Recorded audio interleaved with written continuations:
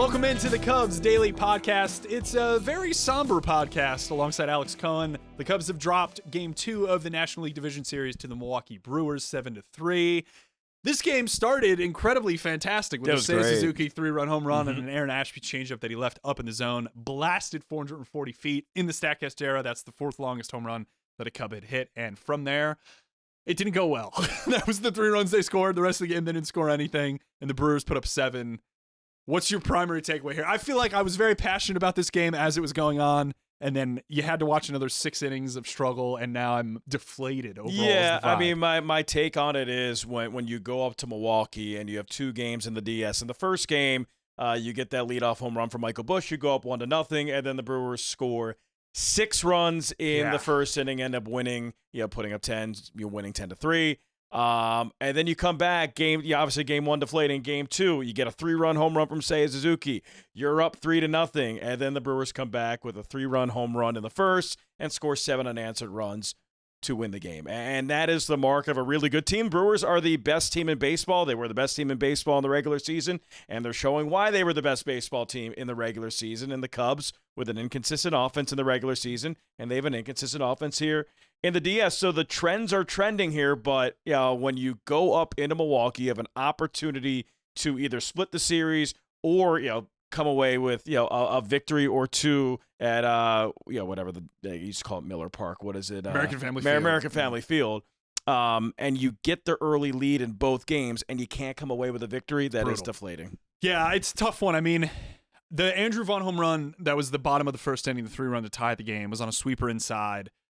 I didn't think this was the worst pitch location. He swung through a sweeper earlier in that bat.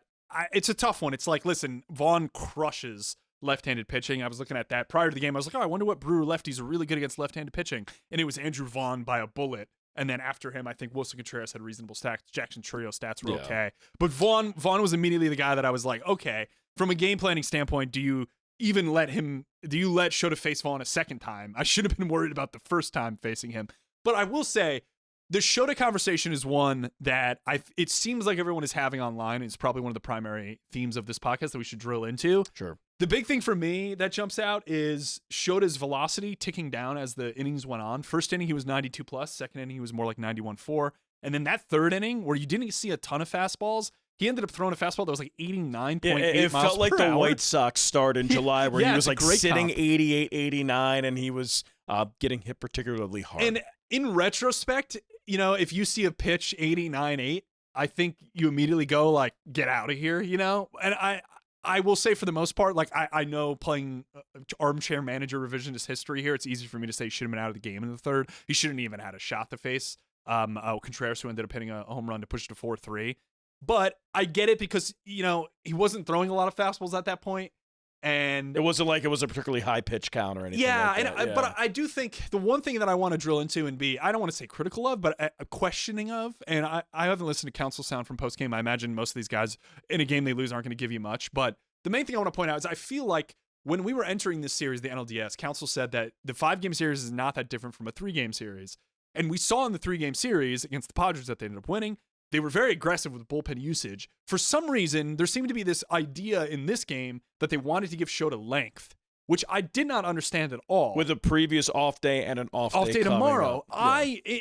This is a game, like, you, in my opinion, almost have to win this game. Like, the thesis could be you split, then you get a game 5. And it's like anything can happen in a game 5. You drop 2 in Milwaukee, now you're going 3 straight, obviously 2 at home, but then going up back up to Milwaukee. This is like a game 3, and I don't feel like it was managed like a game 3. Leaving Shota in, not like the pen is completely fine. Like, Palencia should have came in the third. I know he ended up giving a big home run up, like, et cetera. But because you already have length. I mean, you brought in Colin Ray for the latter half of the game, and you know that he's stretched out. So if you do bring in Daniel Palencia in a big spot in the second or in the third, you have that length on the back end to continue throughout the game with an off day coming up. Yeah, that's the thing too. Is like, Javier Assad's not on the roster. I know a lot of people are playing revisionist history here and thinking that he obviously should have been the name that maybe should have started. Again, hindsight 2020, Shota gets lit up. Of course, you should have started Ray and Assad. The Ray one is interesting because he's on the roster, and the innings he's thrown have mostly been lower leverage, like inconsequential, which to me suggests they don't believe that final stretch of the season of his, which was amazing. He had really sub good. 3 FIP. He looked fantastic. 11 strikeout game in Cincinnati was like, where did this come from? Velo up to 96, 97. This is probably the theme that we maybe should have led the podcast with, but I do believe it's one of the primary takeaways of this team right now is like the Cubs make decisions based on numbers, and those numbers have to be in large samples. And no matter what they say in post-game press conferences or anything along those lines, they're betting on the large sample. It's not a momentum based thing. It's like, this guy went 3 for 5 with a home. Stuff. Yeah. If it's an offensive guy, it's like, he went 3 for 5 with a home run. Well, it doesn't mean that he's going to be in the game the next day, which some teams would say that he would be in. The exact idea with leading off Justin Turner as well, right? Like, listen, we understand Turner's better versus lefties, but like Bush is the better hitter. He's been the best. He's been the best hitter on the team, and you prevent him from having an extra 2 ABs. There's all these subtle things, and I get it. Like, I'm the data guy. I totally understand where they're coming from. I just wonder, like, a little bit about you're paying Counsell $8 million. Are you paying him $8 million just to listen to what the front office is telling you from a number standpoint? I would say the angle is to do what Dave Roberts and a lot of these other managers do that we've seen, where like you add some feel, like you're there to add a little bit of feel. And it's like, I wonder in some of these spots, like, did Shota really need length? You really didn't trust Colin Ray at all in any of these interesting innings. Like, in theory, if you believe in that last month of data from Colin Ray, then he should have been the guy to start this game, or he should have been right after Shota. Shota gets one time through the lineup. You don't let him face Contreras again. You eat the Vaughn homer. That's a good pitch. I'm not critiquing it. But when he drops below 91 miles per hour, his career slug is 657. Yeah, it's really high. When he's 92 plus, it's 416, which is below the major league average. The second he throws a pitch under 91, every red flag in the universe let alone 90 should have gone off. Let alone 90. That is like what's wrong? Now visit, get him out. Like you're man. This is your season is on the line. You bring up the feel aspect, and I think that's like Craig managed with field during that wild card series. Yeah, I thought he outmanaged Mike Shota, and I thought, really for the first time that it wasn't 100% based on data and analytics, and not saying that that's a bad thing or a good thing. It should be for the most part, but I'm saying like the best managers in any sport, you could say football, anything, I think are the ones that totally can ingest that info, and then you make these subtle decisions around it, And I just feel like in this game in particular, and even in these last, maybe not the first game, but in these last couple games, it's been I don't think he did in the first game. I mean, I think I knew that Matthew Boyd was going to start game 1 when they had him hot in game 3 of the wild card. You had that feeling, and it's just what he said in the podcast. It was just what he said in the press conference, saying, I knew that I was going to go to. And I would argue that's a feel moment because like. I don't really know what data you have on a guy on short rest for the most part. You probably just throw any of that away. Well, knowing that Boyd pitched out of the bullpen last year of the postseason, like that would have been your data. Like he's done it. We think he's the best pitcher on a per-inning basis, and I think you could just argue the Brewers ambushed him, and it was like the worst outcome possible. But that to me was a field decision, right? Like I think the data there for the most part is probably like leaning away from that. Yeah, and it's like I love that. I was like, okay, cool, go with him. And I know everybody critiqued it. Should have been Assad, should have been Ray, etc. But again, Boyd is your best pitcher.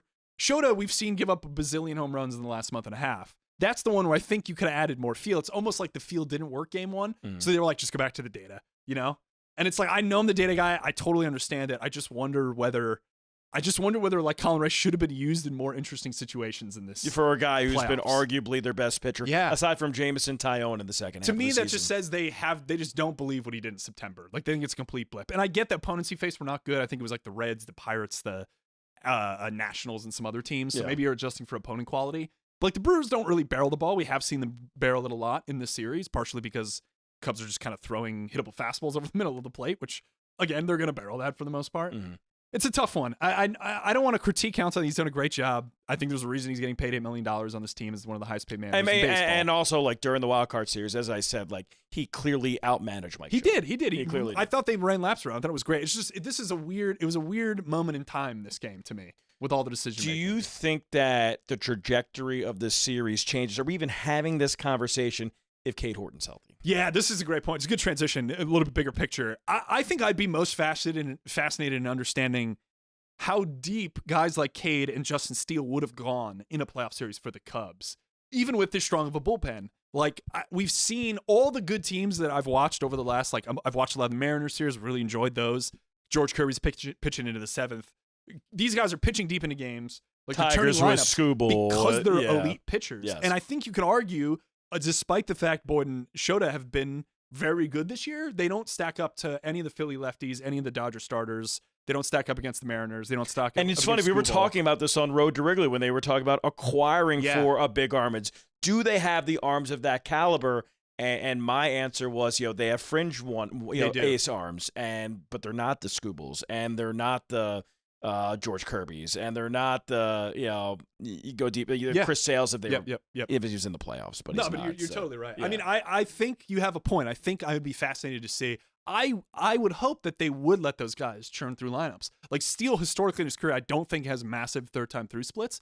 He's just such a weird pitcher to pick up. I'm sure it decreases a little bit, but not to the point. The reason that these teams leave these elite leverage starting pitchers in, like a Snell, is that when those guys face hitters the third time, their performance is still better than your fourth best reliever. Mm-hmm. Whereas like a Boyd or a Shota, when they face a guy a third time, who's better, Boyd or Daniel Palencia in the sixth? Exactly, which is always going to be Palencia. But you bring Steele in that situation, you're coin flipping in a lot of these because that guy's an elite pitcher. So it is very unfortunate that this is the year they ran into two massive starting pitcher injuries. It's just one that happened, in the last week of the regular season when he had been coughing from coughing, and when he had been pitching to the tune of the best starting pitcher in the National League in the second half. So we got a Tuesday game now, a Wednesday game. Tomorrow's the off day, Tuesday. So it's Wednesday, Thursday would be game 3, game 4, back at Wrigley Field. Anything can happen. I imagine the probabilities here are not particularly strong in the Cubs' favor. It's probably around like 80% or so that the Brewers win the series. I'd take a 1 in 5 chance, any chance at any day of the week that the Cubs come back in the series and win 3 straight. Baseball's very weird in the postseason. I imagine you're going Taillon. We'll see what they say. I would think there's a workout tomorrow on Tuesday. We're covering on Marquee Sports Network. Check it out. I imagine we'll say with the starters and they'll announce it, but feels like Taillon. And then I imagine maybe it's back to Boyd for game 4 in some capacity. Taillon's been great. So I think there's a chance. I feel pretty good about game 3 just because I like Taillon. I'm not entirely sure the Brewers are probably going to throw Quintana. Would imagine in some capacity. Quinn Priester maybe? Priester didn't throw today, so that's maybe they combo those guys again, start off with Quintana and go, hey, we dare you to start Justin Turner over Bush again and see what happens. So do you think they would? I think Murphy liked the concept of not letting Michael Bush take 2 ABs within the first 4 innings of the game, and I imagine they're going to do a very similar thing where it's like Quintana for 2 innings, and then here's Priester. And do you think that, on the other end, what do the Cubs do? Do they take the bat out of the one of the best hitters in the second half? I'm much more worried about Ashby and than I am Quintana. I think you got to let Bush hit. You can't go out. You can't go out in game 3 with Turner and the 1 spot again. You roll your best lineup out. You let Bush take some ABs versus a lefty who isn't as intimidating as Ashby to me. And you see what he can do. Yeah, and he's not your traditional left-handed hitter. He's been your best hitter on your team I know. for the entire season, but especially over September, and then in the wild card series, and then that game 1 home run in the DS. He's a guy who you need to get the maximum amount of at-bats in an elimination game. So I would agree with you, regardless of who's pitching, lefty, righty. Heck, you can get Pet Vendetti out there if there's lefty and righty. I think Michael Bush is in the lineup. Yeah, I think you just roll out the A squad and you see what happens. Yeah, it's a little morbid. I feel like we haven't put the dagger in the season yet, but it's creeping there. You know what I mean? For the first time, I think it was the Churio home run against Daniel Palencia, and it was just like, man, that kind of sucks all the energy, out of any momentum that you were trying to build. The 3-0 lead completely gone. Now it was a 4-3 lead, 4-3 deficit. Now a 7-3 deficit.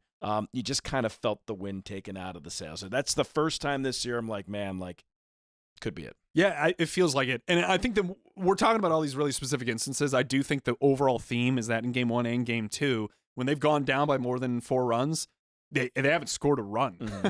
So that deflation we're talking about seems like it also exists somehow within the lineup. Yeah, it's not something that you can quantify, but after the first inning, they had 1 hit. And I think you look at the other DS series, it's the Phillies and the Dodgers. Phillies came back, attacked on a couple runs in the 9th inning, ended up being a 4-3 game. See what happens with game 3 there. But you're the Cubs offense that's been top 10 in hitting in pretty much every statistical category this year. You're up 3-0, then it turns into a 3-3 game and a 4-3 game, and you manage 1 hit and 3 total base runners. It's not going to get it done. It's not. No, I mean, at the end of the day, that is probably we could create a blame pie for why they're potentially not going to win this series. Like a little Venn diagram. Yeah, exactly. Yeah. And I think the offense not hitting consistently is probably more than 50% of the pie. And then I don't know how much you put the blame pie on just not having pitching depth.